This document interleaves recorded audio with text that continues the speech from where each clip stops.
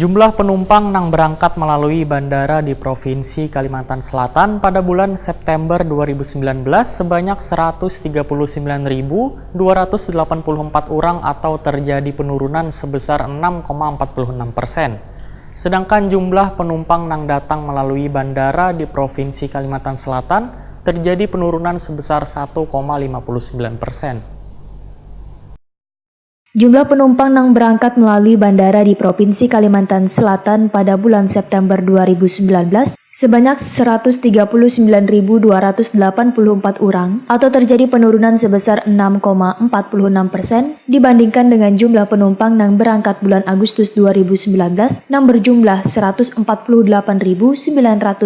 orang. Penumpang yang berangkat melalui Bandara Utama Syamsuddinor pada bulan September 2019 sebanyak 131.224 orang, terjadi penurunan sebesar 6,40% dibandingkan dengan jumlah penumpang bulan Agustus 2019 yang mengangkut 140.199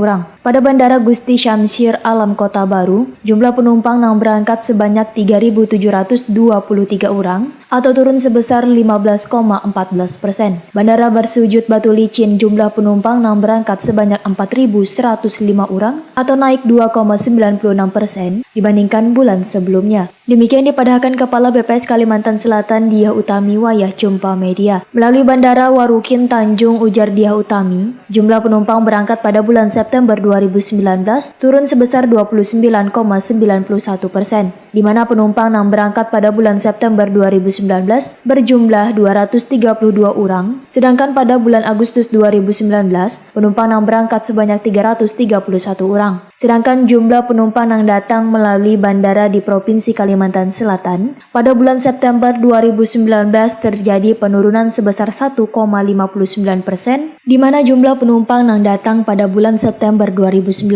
sebanyak 144.722 orang, dan penumpang yang datang pada bulan Agustus 2019 sebanyak 147.059 orang.